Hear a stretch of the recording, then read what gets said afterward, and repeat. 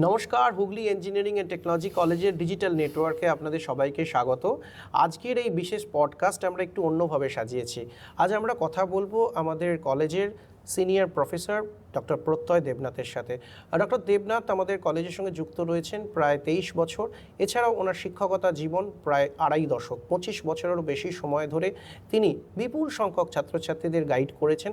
আজকে তার সঙ্গে আমরা কথা বলবো, জানবার চেষ্টা করব ক্লাস 12-এর পর কী বিষয় নিয়ে পড়া উচিত, কেন পড়া উচিত এবং বিভিন্ন প্রসপেক্টসগুলো নিয়েও কিন্তু আমরা আজকে বিস্তারিত আলোচনা করব। স্যার, আমি যেটা প্রথমেই জানতে চাইবো আপনার কাছ থেকে, যে জেনারেলি ক্লাস 12-এর পর ছাত্রছাত্রীদের মধ্যে একটা বড় সংখ্যক ছাত্রছাত্রী যারা ফিজিক্স, কেমিস্ট্রি, ম্যাথমেটিক্স নিয়ে ক্লাস 12-এ পড়াশোনা করেছে, তারা জয়েন্ট এন্ট্রান্স পরীক্ষায় অ্যাপিয়ার করে এবং তারপরে ইঞ্জিনিয়ারিং তারা চুজ করে। অনেকে জেই মেন্স পরীক্ষার মাধ্যমে বা জেই অ্যাডভান্সডের মাধ্যমে তারা প্রিমিয়াম ইনস্টিটিউশনসগুলোতে তারা অ্যাডমিশন নেয়। এছাড়াও ওয়েস্ট বেঙ্গল জয়েন্ট এন্ট্রান্সের মাধ্যমেও কিন্তু বহু সংখ্যক ছাত্রছাত্রী তারা ইঞ্জিনিয়ারিং পড়ার যে অপশন সেটা তারা বেছে নেয়। আমার যেটা জানার ইচ্ছে, যে আমরা একটা নতুন প্রবণতা দেখতে পাচ্ছি যে এই মুহূর্তে কিন্তু আবার যেগুলো কোর ইঞ্জিনিয়ারিং সেক্টর, অর্থাৎ সিভিল, ইলেকট্রিক্যাল, মেকানিক্যাল, এই এরিয়াগুলোতে বা ইভেন ইলেকট্রনিক্স অ্যান্ড কমিউনিকেশন, এই সেক্টরগুলোতেও কিন্তু আবার নতুন করে স্টুডেন্টরা ইন্টারেস্ট ফিরে পাচ্ছে।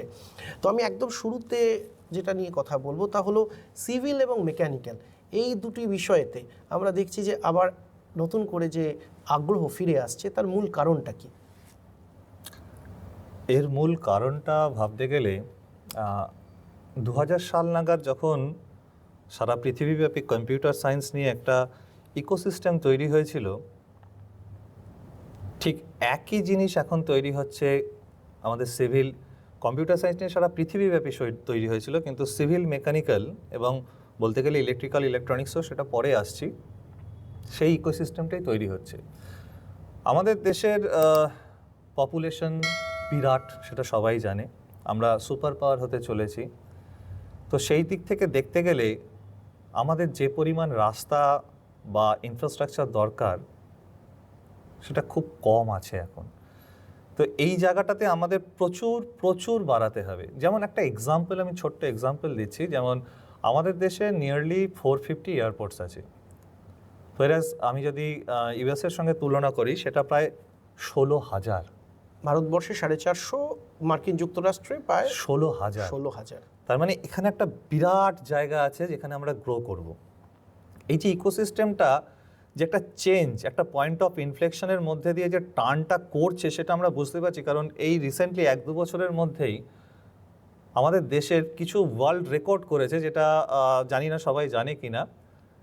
একদিনে সবচেয়ে বেশি রাস্তা তৈরি করা, একদিনে সবচেয়ে বেশি এরিয়ায় পিইবি মানে প্রি ইঞ্জিনিয়ার্ড বিল্ডিং তৈরি করা, এই জিনিসগুলোতে আমরা এগিয়ে যাচ্ছি।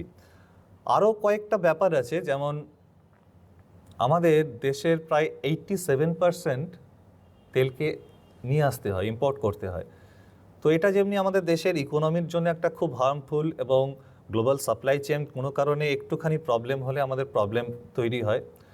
তো সেই জায়গায় দাঁড়িয়ে এটাকে অ্যাড্রেস করার জন্য গভর্নমেন্ট রিনিউয়েবল এনার্জির জন্য প্রচুর ইনভেস্ট করছে।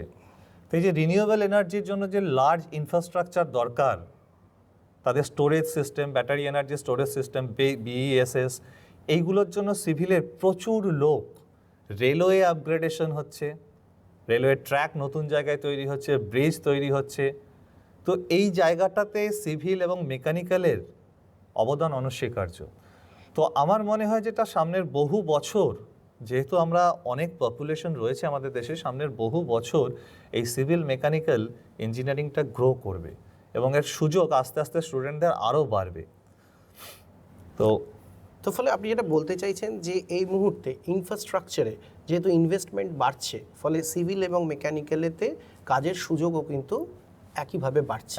আরও একটা অন্যদিকে যারা সিভিল মেকানিক্যাল নিয়ে পড়ার কথা ভাবছেন, তারা কি এই বিষয়টাকেও কনসিডার করতে পারেন যে বিগত 1 দশকে যেহেতু সেইভাবে সিভিল বা ইলেকট্রিক্যাল ইঞ্জিনিয়ার বা মেকানিক্যাল ইঞ্জিনিয়ার প্রডিউসড হয়নি বা সেই পরিমাণে হয়নি, সেটাও কি একটা বড় সুযোগ তাদের কাছে এনে দিচ্ছে? একদমই, মানে এটা আমাদের কলেজের স্ট্রাকচার দেখলেই, কলেজের প্লেসমেন্টের সিচুয়েশন দেখলেই বোঝা যায় যে আমাদের কিছু কিছু স্টুডেন্ট 3টে 4টে জব পেয়ে বসে আছে।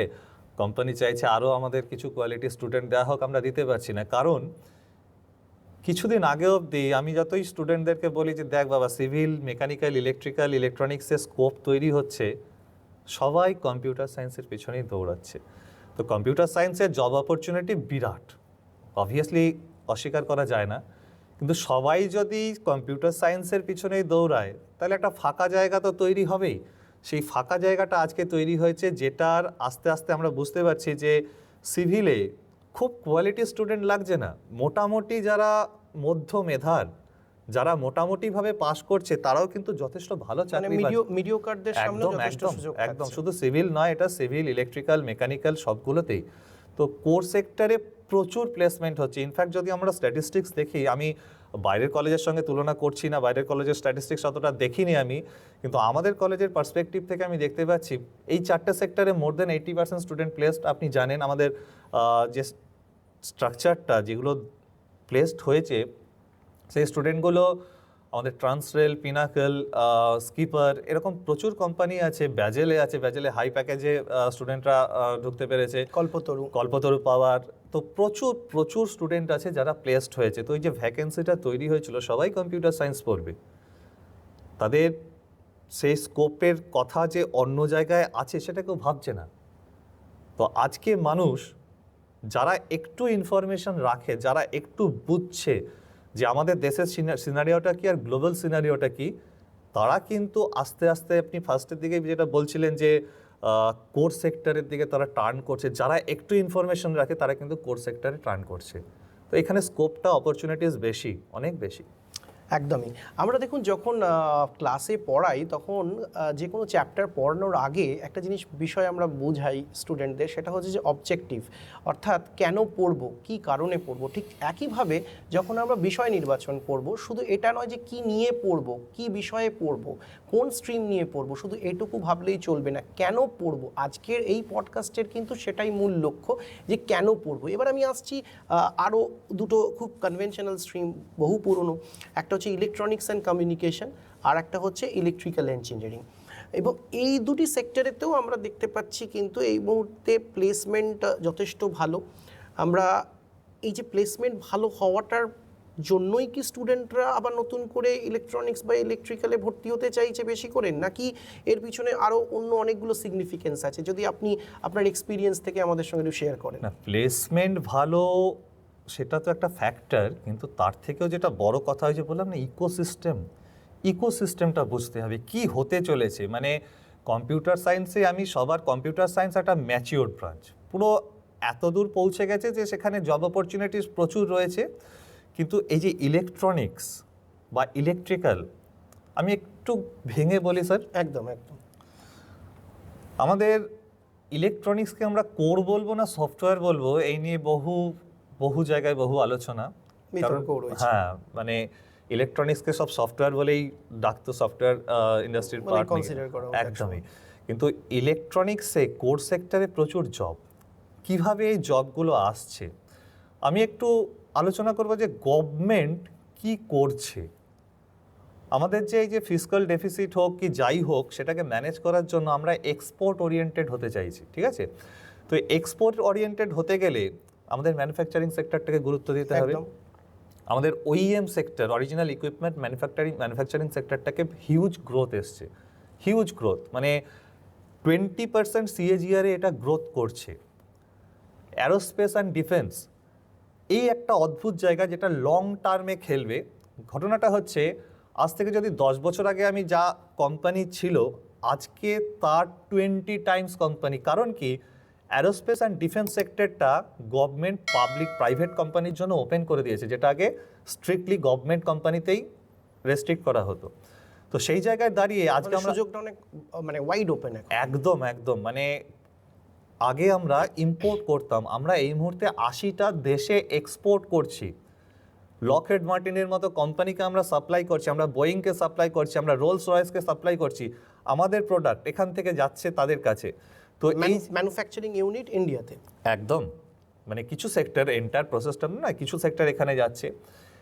আরও একটা জায়গায় যেখানে গভর্নমেন্ট ইনভেস্টমেন্ট প্রচুর, সেটা হচ্ছে সেমিকন্ডাক্টর সেক্টর। এটাতেও একটা বিরাট ইকোসিস্টেম, বিরাট গভর্নমেন্ট ইনিশিয়েটিভ আসছে। মানে টাটা হোক, রিলায়েন্স হোক, বড় বড় বেদান্ত কোম্পানি, সবগুলোই কিন্তু আলটিমেটলি ম্যানুফ্যাকচারিং সেক্টরে যাচ্ছে, সেমিকন্ডাক্টর সেক্টরে। তো সেমিকন্ডাক্টরে এতদিন আমরা ফেব্রিকেশনে ছিলাম শুধু, এখন ফেব্রিকেশনের সঙ্গে আমাদের ম্যানুফ্যাকচারিং হচ্ছে, প্যাকেজিং হচ্ছে, পুরো ইকোসিস্টেমটা তৈরি হচ্ছে। তো এই সেক্টরেও আমাদের একটা বিশাল স্কোপ তৈরি হচ্ছে। আরও একটা জায়গায় যেটা এআই দিয়ে সবাইকে ভয় দেখানো হচ্ছে, ইলেকট্রিক্যাল এবং ইলেকট্রনিক্সে এআই জব খেয়ে নেবে চারিদিকে শুনছি। হ্যাঁ, কম্পিউটার সায়েন্সের কিছু জবের টাইপ চেঞ্জ হচ্ছে, কিন্তু সিভিল, ইলেকট্রিক্যাল, মেকানিক্যালে, ইলেকট্রনিক্সে আমার কিন্তু জব অপরচুনিটিস বাড়ছে। কিরকম সফটওয়্যার ইন্ডাস্ট্রিতে জব প্রোফাইল চেঞ্জ হচ্ছে, একদম। কিন্তু ইলেকট্রনিক্স এবং ইলেকট্রিক্যাল নিয়ে যারা পড়াশোনা করার কথা ভাবছেন তাদের জন্য যেটা স্যার বলছেন অত্যন্ত গুরুত্বপূর্ণ, সেটা হচ্ছে যে একটা সুযোগ তৈরি হচ্ছে, কারণ এআই ইটসেলফ এই সুযোগটা ক্রিয়েট করছে। স্যার এটা একটু যদি এক্সপ্লেন করেন। আচ্ছা, এক্সপ্লেন করব। ঠিক আছে, ফার্স্টে আমি জানবো এআই, মেশিন লার্নিং, এইগুলো টার্মগুলোই তো চলছে এখন।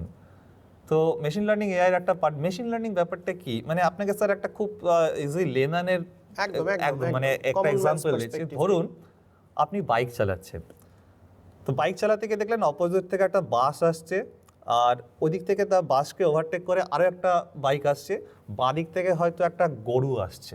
আমাদের ইন্ডিয়ান রাস্তা হতেই পারে। তো আপনি কি তখন থেমে গিয়ে রাস্তায় ক্যালকুলেশন করবেন যে আমাকে এত স্পিডে এত অ্যাঙ্গেলে কাটিয়ে বেরোতে হবে? তা তো নয়।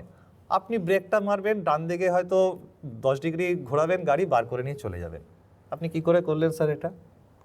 হিউম্যান ইন্টেলিজেন্সের থেকেও বড় কথা প্রিভিয়াস এক্সপিরিয়েন্স। আপনি যদি নিজেকে একটা মেশিন ভাবেন, আপনাকে ডিফারেন্ট এনভায়রনমেন্ট যে আপনি ফেস করেছেন তার থেকে কিন্তু ব্রেন অটোমেটিক্যালি ক্যালকুলেশনস করে নিচ্ছে যে এই সিচুয়েশনে আমাকে এটা করতে হবে, this is the better. Past experience আমাদেরকে আরো ইন্টেলিজেন্ট করে তুলছে এবং সেটা অ্যাপ্লাই করছে, সেটাই ওখানে হচ্ছে। তাহলে একটা জিনিস বুঝতে হবে যে মেশিন লার্নিং হতে গেলে আমার হিউজ ডেটা লাগবে, বিভিন্ন এনভায়রনমেন্ট, যে এই সিচুয়েশনে এই হয়েছে, ওই সিচুয়েশনে এই হয়েছে। তো এই ডেটা স্টোরেজ হবে কোথায়? ডেটা সেন্টারে। ডেটা সেন্টারে যখনই আপনি ঢুকছেন, হিউম্যান ব্রেন যেমনি হিউম্যান ওয়েটের 2%, কিন্তু টোটাল 20% এনার্জি কনজিউম করে, ডেটা সেন্টারও কিন্তু হিউজ এনার্জি কনজিউম করে। এই ডেটা সেন্টারে পাওয়ার সাপ্লাইয়ের জন্য আপনার হাই ভোল্টেজ ডাইরেক্ট কারেন্ট লাগে, এইচভিডিসি, প্রচণ্ড হিট হয়, কুলিং সিস্টেম, তার কুলিং সিস্টেমের জন্য আমাদের মেকানিক্যাল ইঞ্জিনিয়াররা লাগবে। ইলেকট্রিক্যাল বললাম, ইলেকট্রিক্যাল যে সুইচ গিয়ার্স, যে কেবল, সব কিছুই কিন্তু হার্নেসিং যেগুলো আছে সব কিছুই কিন্তু আপনার ইলেকট্রিক্যালের পার্ট। এটা একটা বিরাট জায়গা তৈরি হচ্ছে। আবার ডেটা সেন্টারে যখনই আপনি প্রসেসিং হবে, আপনার এইচপিসি মানে জিপিইউ যেটা লাগবে হাই পারফরমেন্স কম্পিউটিংয়ের জন্য, সেগুলোর কিন্তু একটা বিশাল ডিমান্ড তৈরি হচ্ছে। আপনি রিসেন্টলি একটা খবর পড়েছেন বোধহয়, জানি না নোটিস করেছেন কিনা, অ্যাপেল হঠাৎ করে প্রোডাক্টগুলোর দাম বাড়িয়ে দিয়েছে। একদমই। তো কেন দাম বাড়িয়ে দিয়েছে? প্রায় 30-70% হাইক হয়েছে বিভিন্ন ক্ষেত্রে। এক্স্যাক্টলি, কারণ হচ্ছে DRAM বলে একটা জিনিস আছে, এটা বানাই হচ্ছে সারা পৃথিবীতে মেনলি 3টে, মাইক্রন সেমিকন্ডাক্টর, মাইক্রন টেকনোলজিস নামে পরিচিত, হাইনেক্স আর স্যামসাং। তো এই ডেটা সেন্টারের জন্য এদের ডিমান্ড এত বেড়ে গেছে যে মার্কেটে তার ক্রাইসিস তৈরি হয়েছে। তাই জন্য অ্যাপেলও ওই এআই এর জন্য দাম কিন্তু বাড়িয়ে দিয়েছে। ইনফ্যাক্ট আপনাকে একটা জিনিস জানিয়ে রাখি, অবভিয়াসলি আপনিও জানেন মাইক্রনে কিন্তু আমাদের স্টুডেন্টরা সিলেক্টেড হয়েছে, মানে ইলেকট্রনিক্স এবং কম্পিউটার সায়েন্স দুটো থেকে। তো এখানেও বোঝা যাচ্ছে কিন্তু যে কম্পিউটার সায়েন্সের একটা স্কোপ তৈরি হচ্ছে এই ডেটা সেন্টারের জন্য। ওই যে বললাম না, মানে গোল কেকটাকে কেটে হয়তো চৌকো করা হলো, কম্পিউটার সায়েন্সের একই ব্যাপার, কোডটা একই রয়েছে, সাইড দিক থেকে সরে যাচ্ছে। তো এই যে ডেটা সেন্টারে, তার মানে আপনি কি দেখলেন, ইলেকট্রিক্যাল হিউজ এনার্জি, তার জন্য রিনিউয়েবল পাওয়ার সাপ্লাই থেকে আসবে, তার জন্য কি হবে, সেই পাওয়ার ট্রান্সমিশনের জন্য যে কোম্পানিগুলো আছে, যেটা বলছিলাম রাস্কিপার, ট্রান্সরেল, এই টাইপের যে কোম্পানিগুলো আছে, তারা কিন্তু সেই জায়গায় লোক নেবে। একদম। তার মানে এই যে ইকোসিস্টেমটা বুঝতে হবে, একদিকে রিনিউয়েবল, একদিকে সেমিকন্ডাক্টর, একদিকে ডেটা সেন্টার, পুরোটা একটা জিনিস তৈরি হচ্ছে যেটা মিলে সিভিল, ইলেকট্রিক্যাল, মেকানিক্যাল এবং ইলেকট্রনিক্স এর জন্য খুব দরকারি আর কি। তো এই যে 4টে সেক্টর, অবভিয়াসলি বোঝা গেল যে কি কি কাজে লাগছে কোথায়। মেকানিক্যাল কুলিংয়ের জন্য, ইলেকট্রিক্যাল পাওয়ার সাপ্লাইয়ের জন্য, ইলেকট্রনিক্সের জন্য তার সেমিকন্ডাক্টর, মাইক্রোপ্রসেসর চিপগুলো যেগুলো আছে, আর আরেকটা কি পড়ে রইল আপনার সিভিল হচ্ছে এই পাওয়ার সাপ্লাই কনস্ট্রাকশন। ইনফ্যাক্ট সিভিলের আরও একটা জায়গা আছে, সেটা হচ্ছে এই ডেটা সেন্টারগুলো না খুব ফাস্ট তৈরি করা হয়, যেটা মেনলি হচ্ছে পিইবি, প্রি ইঞ্জিনিয়ার্ড বিল্ডিং। এটাতেও আমাদের রেকর্ড, বলছিলাম আমি একটু আগে, যে এটাতেও আমাদের রেকর্ড ওয়ার্ল্ডে যে সব থেকে বড় এরিয়ায় পিইবি আমাদের তৈরি করার রেকর্ড রয়েছে। তো অবভিয়াসলি সিভিলেরও এখানে কন্ট্রিবিউশন রয়েছে। একদমই। তো দেখুন, আজকে এই আলোচনা আমি যেটা বলছিলাম যে আমরা খুব সহজ ভাষায় জানার চেষ্টা করছি, যে ভিতরের অ্যালগরিদমটা আমরা জানার চেষ্টা করছি, যে কেন সিভিল, ইলেকট্রিক্যাল, মেকানিক্যাল, ইলেকট্রনিক্স এই বিষয়গুলিতে স্টুডেন্টদের আগ্রহ বাড়ছে, কাজের সুযোগ কেন বাড়ছে, এবং খুব লুজলি আমরা কিছু ফ্রেজ আজকালকার দিনে ইউজ করে থাকি, যেরকম artificial intelligence, cyber security, renewable energy, machine learning, এই বিষয়গুলি নিয়েও কিন্তু একটু সম্যক ধারণা দেওয়ার চেষ্টা করলেন স্যার। আশা করি আপনারা যারা এই বিষয় নিয়ে ততটা এক্সপিরিয়েন্সড নন বা যাদের কাছে এই বিষয়গুলি ততটা পরিচিত নয়, তারাও কিন্তু বুঝতে পারলেন যে কেন সুযোগ বাড়ছে।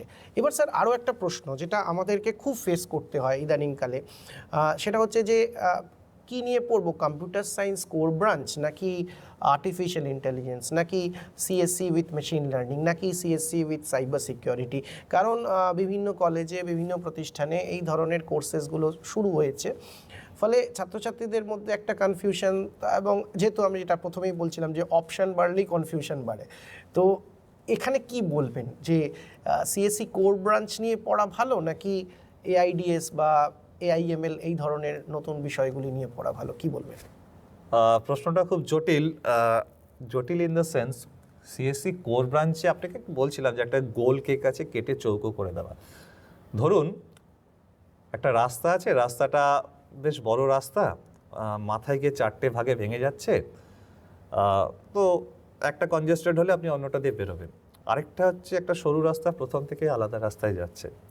গন্তব্য যদি একই হয়, আপনি কোনটা চুজ করবেন? যেটা চওড়া রাস্তা, বাইরে গিয়ে 4টে অপশন, 100 কিলোমিটারের মধ্যে 90 কিলোমিটার সবগুলোতেই একই, বাকি 10 কিলোমিটারের ডিফারেন্সটা তৈরি করছে। তো আপনি যদি এখন বলেন যে শুধু আমি এই ডেটা সায়েন্স পড়ে আমার চাকরি হয়ে যাবে, বা মেশিন লার্নিং পড়ে চাকরি হয়ে যাবে, আমি বলবো না। মানে আলটিমেটলি সবগুলোই এআই কিছু কিছু জিনিস চেঞ্জ করবে। কিভাবে চেঞ্জ করবে?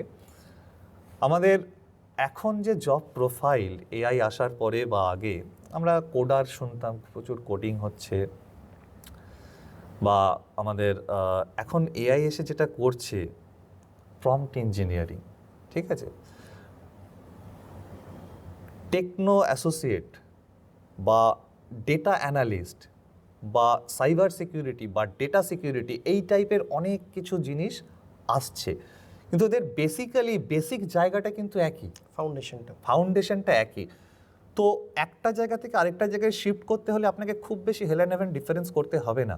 ইনফ্যাক্ট আপনি যদি ধরুন কোনো একটা সাবজেক্টের, মানে একটা টার্ম এসেছে হিউম্যান ইন দ্য লুপ, তো কোনো একটা সাবজেক্টের এআই তৈরি করতে পারেন, এটা ফিজিক্স হতে পারে, আপনার ল হতে পারে, আপনাকে সাবজেক্টটা জানতে হবে, সেই সাবজেক্টের ওয়াইজ আপনি কাজ করবেন। তো এটা এমন কিছু বিশাল ব্যাপার নয়।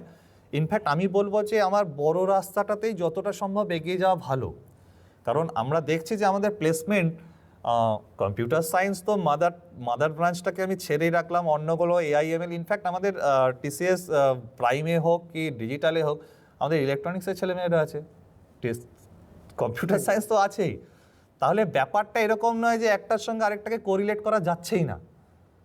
তো মোরলেস ঘটনাটা সেম। আমি বলবো stick to mother computer science. একদম স্যার, তো সহজভাবে বললেন। আমি আরও বিষয়টিকে আরেকটু সিম্পলিফাই করার জন্য যেটা বললাম, সেটা হচ্ছে যে একদম প্রথমেই যে এক্সাম্পল স্যার দিচ্ছেন, যে একটা রাস্তা তার 90% কিন্তু একই, অর্থাৎ সিলেবাসটা যদি আপনি দেখেন, যেটা পাবলিক ডোমেনে রয়েছে, আপনি দেখবেন যে কম্পিউটার সায়েন্স এবং অন্যান্য যে সাবজেক্টগুলো, অর্থাৎ CSC with AIML, CSC with data science, তার সিলেবাস কিন্তু মোর অর লেস সেম।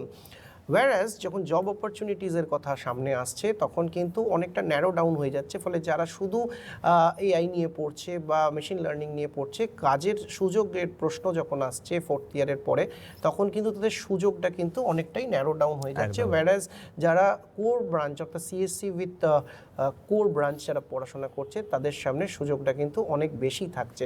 ফলে আমরা সব সময়তেই রেকমেন্ড করব যে সিএসসি কোর ব্রাঞ্চ সেই দিকেই কিন্তু অ্যাটলিস্ট আন্ডার গ্র্যাজুয়েট লেভেলে পড়াশোনা করা উচিত। এরপর ডেফিনেটলি স্পেশালাইজেশনের তো সুযোগ রয়েছে মাস্টার্স ডিগ্রিতে, সেখানে গিয়ে তারা ডেফিনেটলি নিজেদের স্পেশালাইজেশনের সাবজেক্ট তারা চুজ করতে পারে। স্যার, আমি আজকের এই আলোচনা খুব বেশি দীর্ঘায়িত করব না, আমি আর একটা খুব স্ট্রেট প্রশ্ন আমি যেটা ছাত্রছাত্রীদের কাছ থেকে একটা আসে। জিনিস আমি হ্যাঁ, বলি আপনার কোশ্চেনটা করার আগে, আমরা একটা জিনিস কিন্তু মিস করছি, আমাদের ইলেকট্রনিক্স অ্যান্ড কমিউনিকেশন। ইলেকট্রনিক সেক্টরটা আমি বললাম, কমিউনিকেশনের একটা পার্ট আছে। এই যে ডেটা সেন্টারে মানে এখন ট্রান্সমিশন স্পিড হবে টিবিপিএস, টেরাবাইট পার সেকেন্ড, ঠিক আছে? তো এখানে একটা হিউজ চেঞ্জ আসছে, আমাদের 5G 6G আসছে, এখানে একটা হিউজ চেঞ্জ আসছে। তো আমাদের প্লেসমেন্ট দেখলেও দেখা যাবে যে এই যে টেলিকমিউনিকেশন কোম্পানি জিবি আছে, জিবি আমাদের এখানে প্লেসমেন্ট করেছে, এইখানেও কিন্তু একটা ড্রাস্টিক চেঞ্জ আছে। মানে শুধু যে কোর ইলেকট্রনিক্স না, টেলিকমিউনিকেশন হোক কি কমিউনিকেশন সেক্টরে হোক, কিন্তু একটা প্রচুর সেখানে একটা প্লেসমেন্টের জায়গা আছে। প্যারাডাইম চেঞ্জ আসছে। আচ্ছা, একটা জিনিস জানার চেষ্টা করব, সেটা হচ্ছে যে বাই অ্যান্ড লার্জ আমরা যেটা বোঝার চেষ্টা করলাম যে কোর ইঞ্জিনিয়ারিংয়েতে একটা ব্যাপক সম্ভাবনা তৈরি হয়েছে এবং তার যে হারভেস্টিংটা হয়তো আমরা আর 5-6 বছরের মধ্যে পেতে চলেছি, এবং এখন যেটা আমরা দেখছি তার থেকেও অনেকটা আমরা বড় একটা হতে পারে। আমরা হয়তো এখন এই মুহূর্তে যেটা দেখছি সেটা kind of tip of the iceberg, এখনও একটা বিরাট বড় সুযোগ হয়তো আমাদের সামনে অপেক্ষা করছে। কিন্তু এর পাশাপাশি যেটা জানার বিষয় থাকবে সেটা হচ্ছে যে আমরা ছাত্রছাত্রীদেরকে কিভাবে প্রস্তুত করছি। অর্থাৎ সুযোগ তো সামনে প্রচুর, কিন্তু আমাদের স্টুডেন্টসরা তারা যারা সফল হচ্ছে তাদেরকে আমরা কিভাবে প্রস্তুত করছি এই সুযোগকে গ্রহণ করার জন্য? আচ্ছা, মানে আমাদের কলেজে আমরা একদম কলেজে ফার্স্ট আমি আমার সাবজেক্টটা নিয়ে একটু বলবো, মানে অন্যগুলো তো পরের ব্যাপার। ফিজিক্স আর ম্যাথমেটিক্স হচ্ছে বেসিক্স ইঞ্জিনিয়ারিংয়ে। আচ্ছা, আমি যদি একটা প্রশ্ন করি যে ছোটবেলায় আমাদের কুমোরপাড়ার গরুর গাড়ি কেন শেখানো হতো, তো বেশিরভাগই বলবে কথা বলা শেখানোর জন্য। আমি বলবো যে হ্যাঁ, কথা বলা শেখানোর জন্য, কিন্তু তার সঙ্গে আরও একটা জিনিস আছে, হাউ টু রিমেম্বার। ঠিক আছে? স্টুডেন্টরা ক্লাসে অনেক সময় প্রশ্ন করে যে স্যার এই যে linear algebra, abstract algebra direct আমার লাগে প্যারাবোলিক গ্রুপে, ওইখান থেকে সিকিউরিটি সিস্টেম তৈরি করতে লাগে। লিনিয়ার অ্যালজেব্রা এগুলো আমার কি কাজে লাগবে? অ্যাকচুয়ালি এরা ভাবতে শেখায়। যতক্ষণ না আমরা ভাবতে পারবো, আমরা ইঞ্জিনিয়ারদের কাজ কি? ইঞ্জিনিয়ারদের কাজ হচ্ছে এক্সিস্টিং সিস্টেমের যা প্রবলেম তাদের সলভ করা, তাই তো? তো আমি যদি ভাবতেই না পারি, আমি প্রবলেমই ধরতে পারবো না, তা সলভ করবো কি করে? তুমি একজন ভালো ইঞ্জিনিয়ার হতে গেলে তোমাকে অ্যানালাইজ করতে হবে যে কি করতে চলেছি আমি, সেটাই যদি না পারো তাহলে ভালো কাজ করবে কি করে? তো অটোমেটিক্যালি আমরা চেষ্টা করি স্টুডেন্টদেরকে তাদের থট প্রসেসটাকে ডেভেলপ করা। এটা তো একটা পার্ট। আর আমরা যদি তার প্রয়োগ মানে তার অ্যাপ্লিকেশনটা যদি দেখি যে কিভাবে আমরা সেকেন্ড থার্ড ফোর্থ ইয়ারে তাদেরকে গ্রুম করছি, সেই অ্যাক্টিভিটিসের পার্টটা যদি একটু বলেন। আচ্ছা, তো সেখানে আমাদের গ্রুমিংয়ের জন্য, চাকরি পাওয়ার জন্য মেনলি কি, আচ্ছা চাকরি পাওয়ার জন্য আমাদের বাইরে থেকে ট্রেনিংয়ের টিম আসে যারা ট্রেন করে স্টুডেন্টদেরকে। এছাড়াও ইন্টার্নশিপ হয় কিছু টুকটাক আমাদের। আরেকটা জিনিস বলা ভালো, আমাদের সেন্টার অফ এক্সেলেন্সও একটা এস্টাবলিশ করা হয়েছে প্রচুর খরচা করে। সেখানে actually AIML, cyber security, robotics, IoT, এই সমস্ত জিনিস নিয়ে, 3D প্রিন্টিং আছে, এই সমস্ত জিনিস নিয়ে স্টুডেন্টদেরকে ট্রেন করা রিসেন্টলি ওপেন হয়েছে। ট্রেন করার এখনও প্ল্যানিং আছে, হয়তো সামনের মাস থেকেই আমরা কিছু কাজ শুরু করছি সেখানে। তো যেগুলো গ্যাপ অ্যানালিসিসে মানে ইউনিভার্সিটির সিলেবাসে নেই কিন্তু স্টুডেন্টদের দরকার, সেগুলোকেও আমরা অ্যাড্রেস করার চেষ্টা করছি।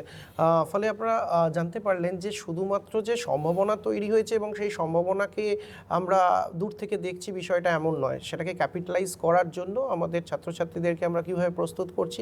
একদিকে তার অ্যাকাডেমিক্সে তাকে স্ট্রং করা, তার পাশাপাশি তাকে সফট স্কিলস, তার সঙ্গে তার অ্যাপটিটিউড ট্রেনিং, তাকে নিয়মিত ইন্ডাস্ট্রিয়াল ভিজিটে পাঠানো, ইন্ডাস্ট্রিয়াল ট্রেনিংয়ে পাঠানো, তার সঙ্গে সঙ্গে কিন্তু একাধিক ইন্টার্নশিপের সুযোগও কিন্তু থাকছে। এবং এর মধ্যে দিয়েই, এই প্রসেসটার মধ্যে দিয়েই কিন্তু আমরা একজনকে ইন্ডাস্ট্রি রেডি করার চেষ্টা করছি।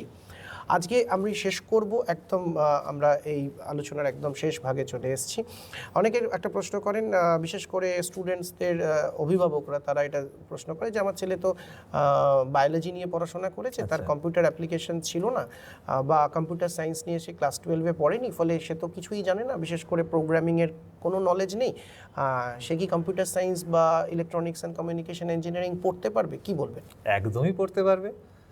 কম্পিউটার সায়েন্স বা ইলেকট্রনিক্সের, কম্পিউটার সায়েন্সের মেনলি হচ্ছে তুমি অ্যানালাইজ করতে পারছো কি না, ঠিক আছে?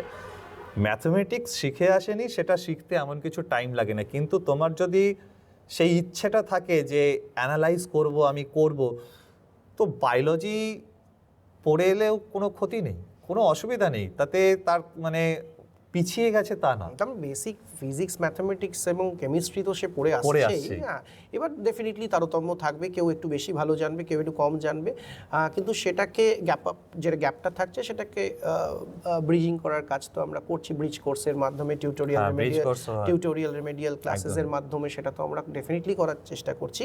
কিন্তু যেটা বলতে চাইলেন, যে যারা প্রোগ্রামিংয়ের জিরো নলেজ নিয়ে আসছে তারাও কিন্তু সিএসসি নিয়ে পড়তে পারে, তার কারণ সিলেবাসটা সেভাবেই ডিজাইন করা হয়েছে, so that you can start it from the scratch.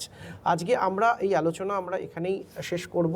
Sir, যেটা একদম শেষ কথা, যে ইঞ্জিনিয়ারিং পড়বে কেন, আমি বাই অ্যান্ড লার্জ, নট কোনো স্পেসিফিক স্ট্রিম, কারণ অনেকের কাছে একটা একটা সোসাইটিতে একটা ন্যারেটিভ আছে যে we find an engineer every alternate house, প্রতি একটা বাড়ি ছেড়ে ছেড়ে বোধহয় আজকের দিনেতে আমরা একজন করে ইঞ্জিনিয়ারের দেখা পাই। যদিও সংখ্যাতত্ত্ব তা বলে না কখনোই, কিন্তু ডেফিনেটলি আজ থেকে 25 বছর আগে যে পরিমাণ ইঞ্জিনিয়ার আমরা দেখতাম, ডেফিনেটলি তার থেকে অনেক সংখ্যায় বেড়েছে, কিন্তু বেড়েছে তার ডেফিনেটলি তার রিকোয়ারমেন্ট আছে বলেই তা বেড়েছে। তো যাই হোক, এই ন্যারেটিভটা তো রয়েছে যে সবাই বোধহয় ইঞ্জিনিয়ারিং পড়ে ফেলছে, তার ফলে তাদের আর সুযোগ থাকবে না, একটা সময়ের পর বোধহয় একটা স্যাচুরেশন আসবে। কিন্তু বছরের পর বছর দেখছি আমরা ক্রমান্বয়ে কিন্তু ইঞ্জিনিয়ারিং পড়ার প্রবণতা বেড়েই চলেছে। এটা কেন? কেন বলতে, ইঞ্জিনিয়ারিং এই যে ক্রমান্বয়ে বেড়ে চলেছে, ইঞ্জিনিয়ারিং বহু বছর ইতিহাস লেখার আগে থেকে ছিল, এবং পৃথিবীর শেষ দিন যদি কখনো আসে তাহলে তখনও থাকবে। ইঞ্জিনিয়ারিংকে আমরা সাইডে সরিয়ে রেখে কিছু করতে পারবো না। আমাদের এই যে বলছিলাম যে আমরা প্রোডাক্ট বাইরে এক্সপোর্ট করতে চাই, আমরা এই ইনফ্রাস্ট্রাকচার তৈরি করছি, রেলের এত কিছু করছি, রেলের সেফটি নিয়ে কাভাচ আসছে, ইলেকট্রনিক্সের পার্ট, তো এই যে এত কিছু যে আসছে সেটা কারা করবে? সেটা ইঞ্জিনিয়াররাই করবে। তো ইঞ্জিনিয়ারিংয়ের ডিমান্ড আমার আদৌ কমবে বলে মনে হয় না। আর ফার্স্টে একটা পার্ট ছিল আপনার কোশ্চেনের, যে কি চুজ করবে। আমি জেনারেল সায়েন্স অ্যান্ড হিউম্যানিটিজের লোক, ম্যাথমেটিক্সের লোক, তো তা সত্ত্বেও আমি বলবো যদি এখন জব অপরচুনিটি চিন্তা করতে হয়, ইঞ্জিনিয়ারিং অনেক অনেক এগিয়ে। কারণ হচ্ছে, অনেকটা স্যার বলেনি, কারণটা হচ্ছে, আমিও লেন্দি করব না, কারণটা হচ্ছে যে একটা ছেলে 3-4 বছরে গ্র্যাজুয়েশন কমপ্লিট করছে, তারপরে মাস্টার্স কমপ্লিট করছে, কলেজে পড়াতে গেলে সে পিএইচডি করছে, তাকে নেট সেট কোয়ালিফাই করতে হচ্ছে, একটা হিউজ লেন্দি প্রসিডিওর। বা যদি স্কুলে পড়াতে চায় বা অন্য কোনো স্ট্রিমে যেতে চায়, তাহলে একটা টাইম কনজিউম, মানে বিরাট একটা ব্যাপার আর কি। কিন্তু ইঞ্জিনিয়ারিংয়ে আমাদের ছেলেমেয়েরা 4 বছর ইঞ্জিনিয়ারিংয়ে পাশ করার পরে একটা ভালো লামসাম নিয়ে স্যাটিসফ্যাক্টরি জবে ঢুকতে পারছে। তো চাকরির অ্যাসপেক্ট থেকে দেখতে গেলে ইঞ্জিনিয়ারিং অনেকটাই এগিয়ে। একদমই। স্যারের যে শেষ ভাগটা আমি সেটাই একটুখানি জাস্ট বলবার চেষ্টা করব। সেটা হচ্ছে যে দেখুন, একজন স্টুডেন্ট 18 বছর বয়সে, 17 থেকে 18 বছর বয়সে তারা বিটেক পড়তে আসে, এবং 3 থেকে 3.5 বছরের মাথায় কিন্তু তার চাকরি পাওয়ার সুযোগ থাকে। অর্থাৎ 21 বছর বয়সে আর অন্য কোনো ডিসিপ্লিনে বা অন্য কোনো একাডেমিক ডিসিপ্লিনে কিন্তু এই সুযোগ থাকে না। ফলে 21 থেকে 22 বছর বয়সের মধ্যে একটা সম্মানজনক চাকরি নিয়ে, একটা প্রফেশনাল ট্যাগ নিয়ে কলেজ থেকে বেরোনোর সুযোগ সম্ভবত আর কোনো কোর্সে থাকে না। ফলে ইঞ্জিনিয়ারিংয়ের চাহিদা এবং তার যে গুরুত্ব সেটা কিন্তু আজও একই রকম অটুট রয়েছে। আজকে আমরা শেষ করছি আমাদের এই পডকাস্ট। যদি আপনাদের ভালো লাগে বা আপনাদের ডেফিনেটলি কিছু বলার থাকে, কমেন্ট সেকশনে আপনারা তা জানাবেন, এবং কী বিষয়তে আপনারা আরও নতুন পডকাস্ট চাইছেন আপনারা নিশ্চিতভাবেই জানাবেন। আর WBJEE কাউন্সেলিং রিলেটেড যে কোনো কোয়ারির জন্য আপনারা স্ক্রিনে দেওয়া ফোন নম্বরে কল করে যোগাযোগ করতে পারেন। এছাড়াও যদি কোনো রকমের অ্যাসিস্ট্যান্স প্রয়োজন হয় রিগার্ডিং WBJEE কাউন্সেলিং, আমাদের অ্যাডমিশন অফিসে এসে আপনারা যোগাযোগ করতে পারেন। সেক্ষেত্রে এমন নয় যে শুধুমাত্র HETCতে যারা ভর্তি হবে শুধু তাদের জন্যই, যে কোনো রকমের কাউন্সেলিং অ্যাসিস্ট্যান্সের জন্য আমাদের সাথে আপনারা অবশ্যই যোগাযোগ করতে পারেন। সকলে ভালো থাকবেন, নমস্কার।